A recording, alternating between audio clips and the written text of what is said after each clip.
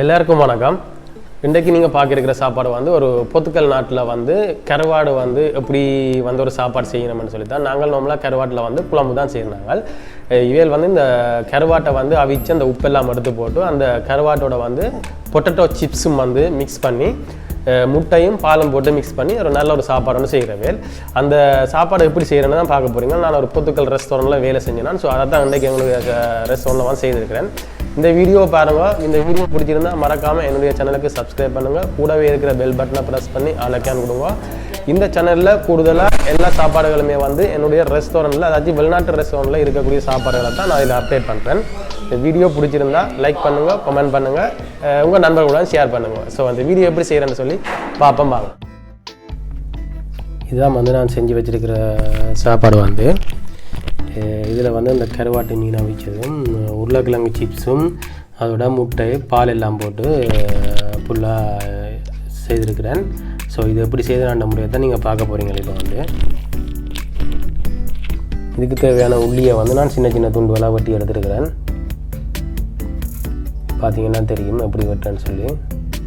அதோட ஒரு வெங்காயத்தையும் வந்து சின்ன சின்ன துண்டுகளாக நான் வெட்டி எடுத்துருக்கிறேன். அந்த முட்டைக்கு பொரிக்கிற மாதிரி சின்ன துண்டுகளாக. அதோட ஒரு உருளைக்கிழங்கு வந்து அந்த சிப்ஸ் அதை சீவிர மிஷின் இருக்குது, அதில் வந்து இந்த சைஸில் வந்து வெட்டி எடுத்திங்கன்னா சரி, இல்லாட்டி கையால் வெட்டினீங்கன்னு சொன்னாலும் ஓகே. இதை மாதிரி இருக்கணும். அதோட பெர்சில் கொஞ்சம் நான் வெட்டி எடுத்து வச்சுருக்கிறேன். இந்த கருவாட்டு மீனை வந்து நான் தண்ணீரை அவிச்சு அந்த உப்பெல்லாம் போனோன்னா சின்ன சின்ன துண்டுகளாக வந்து பிச்சு எடுத்து வச்சுருக்கிறேன். நல்லா கையால் கசக்கினீங்கன்னு சொன்னால் இப்படி வரும். அதோட இந்த வெட்டின வெங்காயம், வெட்டின உள்ளி,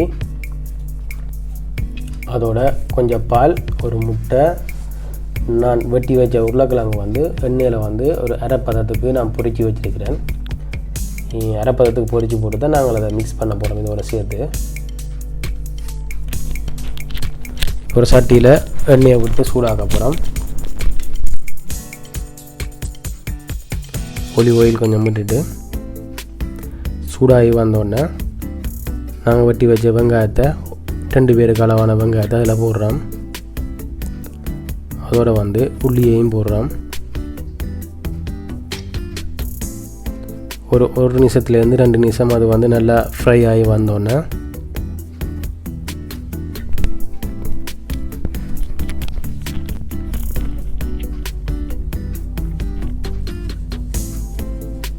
நாங்கள் எடுத்து வச்ச அந்த மீனையும் வந்து இதுக்குள்ளே ஆட் பண்ணி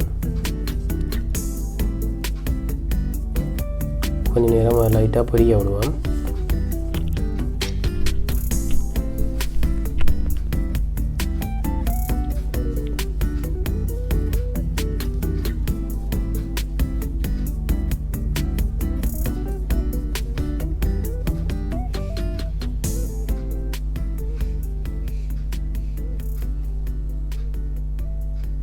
பொரிஞ்சு வார கட்டத்தில் நாங்கள் அரைப்பதத்தில் பொரித்து வச்ச உருளைக்கிழங்கு இதையும் வந்து இதுக்குள்ளே போட்டு வடிவாக மிக்ஸ் பண்ண போகிறோம். மிக்ஸ் பண்ணி போட்டு பேனில் ஒரு நடுவில் ஒரு சின்ன இடத்த எடுத்து போட்டு அதில் வந்து ஆயில் கொஞ்சம் ஆட் பண்ணணும். ஆயில் கொஞ்சம் ஆட் பண்ணிவிட்டு அதில் வந்து நாங்கள் முட்டையை வந்து போடுறோம். முட்டையை வந்து போட்டு அதை நல்லா கலக்கி ஒரு கிரம்பிள் ஷேப்புக்கு எடுக்கணும். ஆழம் அடி பிடிக்காமல், ஆழம் இது இல்லாமல் ஒரு இடப்பட்ட தேசுக்கு. இதோட நாங்கள் வெட்டி வச்ச பெர்சிலையும் வந்து மேலுக்கு மிக்ஸ் பண்ணுறோம். பெர்சிலை மேலுக்கு போட்டுட்டு அளவானதாக, அந்த 2 பேருக்கு அளவானதாக கொஞ்சம் மிளகையும் போட்டு, சின்ன சின்ன தூள் மிளகையும் போட்டுட்டு பாலையும் வந்து அதுக்கு ஊற்றுறோம். அதில் விட்டு இப்போ எல்லாத்தையும் ஒரேடியாக மிக்ஸ் பண்ண போகிறோம்.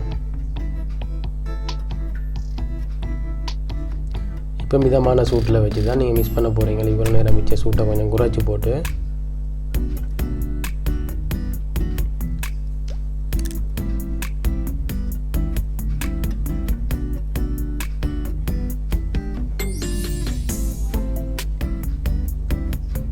பார்த்திங்கன்னா தெரியும்.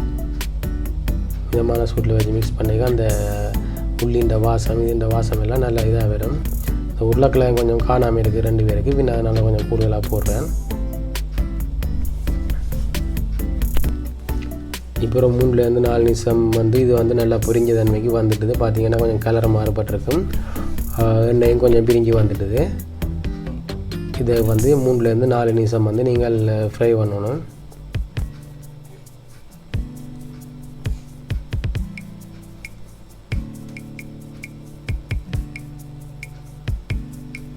நல்லபடியாக ஃப்ரை பண்ணி கொண்டதுக்காக கீழே அடி பிடிக்காமல் கொஞ்சம் நல்ல ஒரு இதாக இருக்கும். இல்லைன்னா கீழே அடி பிடிச்சி எரிய பார்க்கும்.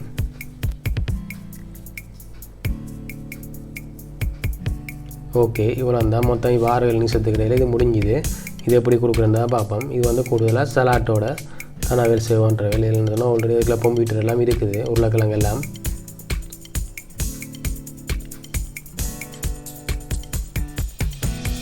ஓகே, இதுதான் அந்த சாப்பாடு. இந்த சாப்பாடு உங்களுக்கு பிடிச்சிருந்தா மறக்காமல் என்னுடைய சேனலுக்கு சப்ஸ்கிரைப் பண்ணுங்கள். கூடவே இருக்கிற பெல் பட்டனை ப்ரெஸ் பண்ணி ஆல் ஐக்கானை கொடுங்க. அடுத்த வீடியோவில் சந்திப்போம். நன்றி.